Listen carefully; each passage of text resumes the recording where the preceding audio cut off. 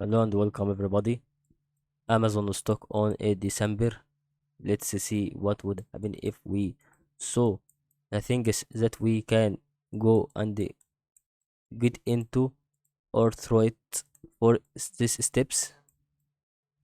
So as we notice, this is going to be about 0 and 1 Fibonacci level here. 0 is going to be about 105 and here is going to be about 144, and then we can say that Amazon stock would be one of the stocks that can be predictable. So if we said that it's going to be has its target here, so that means its movement will increase only to this place and then decrease and then decrease like this until it reaches this part. So this part is going to be the actual intersection that would happen on February or January, in the last part of January or February.